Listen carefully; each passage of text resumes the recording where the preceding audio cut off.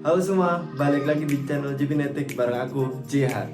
Di video kali ini, aku mau bahas tentang satu pembalap yang fenomenal yang banyak dibicarakan oleh para pecinta MotoGP, yaitu pemenang seri pertama Moto2 2020, Tetsuta Nagashima. Siapa sih pembalap ini? Gimana sih pengorbanannya sehingga dia bisa merasakan kemenangan pertama di Moto2? Yuk ikuti video ini lebih lanjut. Jadi Tetsuta Nagashima ini adalah pembalap kelahiran Kanagawa, Jepang tahun 1992. Dia lahir tanggal 2 Juli dan sekarang umurnya berarti 27 tahun. Nanti ketika di tahun ini dia akan masuk umur ke 28 tahun. Dan tahukah kalian semua Jibinetik bahwa Tetsuta Nagashima ini adalah pembalap yang lumayan senior dari semua pembalap Moto2 di line up 2020 ini, karena dia bayangkan aja 70 harus nunggu 70 balapan sampai dia merasakan kemenangan pertamanya di Moto2. Dan itu waktu yang nggak singkat ya, karena pastinya bakal penuh perjuangan. Dan siapa sih dia ini? Dia adalah juara GP Mono All Japan Road Race Championship 2011.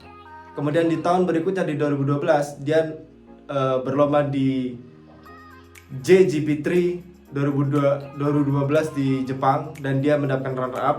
Dan di tahun berikutnya dia naik kelas lagi di JGP2 dan sayangnya dia hanya di peringkat 6. Tapi kerennya adalah di tahun yang sama ini dia memulai debutnya di kelas Moto2, yaitu dia menjalani wildcard di sirkuit Motegi tahun 2013 itu juga bersama tim GIR. Nah, setelah tahun 2013 itu karirnya semakin menanjak karena tiap tahun dia ikut event Moto2 ini sendiri, Jibinetik semua. Hingga pada 2018 dia bergabung bersama tim Idemitsu Honda Team Asia, yang itu merupakan tim andalannya Honda yang disponsori oleh Idemitsu. Dan prestasinya nggak begitu keren-keren banget. Nah, di tahun 2018 ini dia ada di peringkat 26 aja di klasemen akhir. Nggak begitu menonjol kan, dan pastinya kita semua nggak begitu memperhatikannya. Nah, masuk ke tahun berikutnya di seri 2019 dia berganti tim ke Onexos TKKR SAG Team, dan ini dia pakai sasis Kalex sama Idemitsu Honda Team Asia, dia sasis Kalex juga. Dan di tahun 2019 ini Tetsuta Nagashima mulai menunjukkan prestasinya secara perlahan. Buktinya adalah di tahun lalu itu dia dapatkan pole position pertamanya di MotoGP Austria di sirkuit Red Bull Ring, dan itu mengejutkan banyak pihak ya. Jadi rekan satu timnya Remy Gardner malah belum pernah merasakan pole position, malah Tetsuta Nagashima duluan yang merasakan. Tapi sayangnya dia nggak bisa mengkonversi pole position ini menjadi satu kemenangan. Dia harus sabar dulu. Tapi hebatnya adalah di tahun lalu, yaitu tahun 2019, dia memperbaiki peringkatnya yang sebelumnya di peringkat 26. Di tahun 2019 menjadi peringkat 14. Lumayan tinggi kan lonjakannya. Nah, awal tahun ini, tahun 2020, dengan banyaknya kendala, ada isu virus corona dan sebagainya, meskipun di seri Qatar kemarin kita nggak jadi nonton seri yang MotoGP, Jibinetik semua, tapi kita sangat terhibur oleh balapan di Moto2. Bener nggak? Setuju nggak? Siapa yang setuju? Pasti banyak yang setuju kan? Karena kerennya lagi, si Tetsuta Nagashima ini kualifikasinya hanya di peringkat 14. Dan bayangin, dia bisa nyalip 13 pembalap untuk mendapatkan juara di seri Qatar kali ini. Keren kan?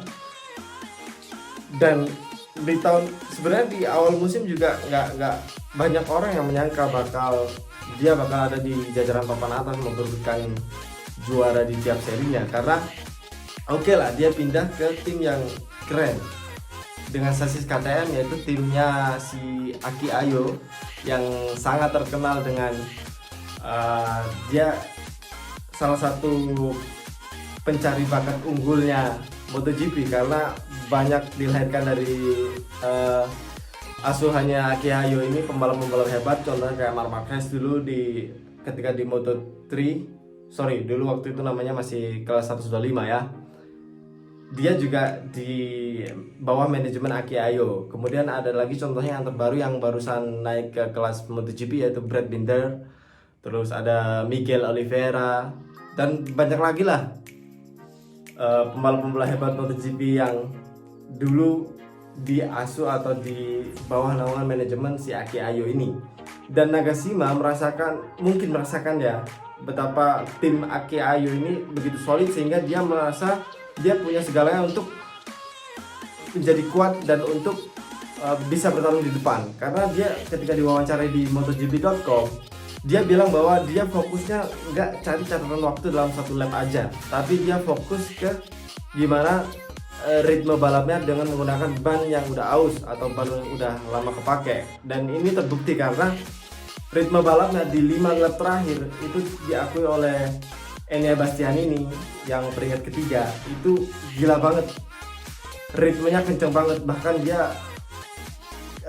ritmenya itu seakan-akan kayak masih pakai ban yang masih fresh, dan itu dia bisa buka gap di 2 lap terakhir dari peringkat 2, sehingga dia ketika last lap udah aman banget dan udah nyaman. Nah, sebegitu hebatnya peningkatan dari Tetsuta Nakashima ini, Genetik semua. Dan memang benar-benar nggak ada yang pernah menyangka bahwa dia bakal menang di seri perdana ini.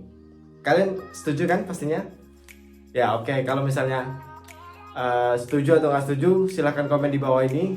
Gimana pendapat kalian tentang satu pembalap Jepang yang fenomenal kali ini?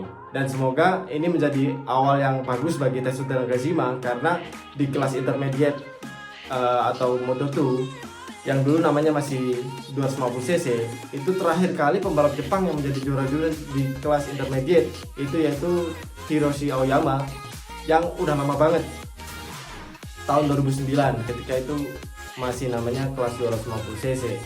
Dan siapa tahu tahun ini si Tetsuta Nakashima yang menjadi juara dunia dari Jepang semenjak 2009 tersebut. Oke, segitu aja video kali ini. Semoga kalian mendapatkan informasi yang cukup informatif. Like jika suka dan jangan lupa subscribe.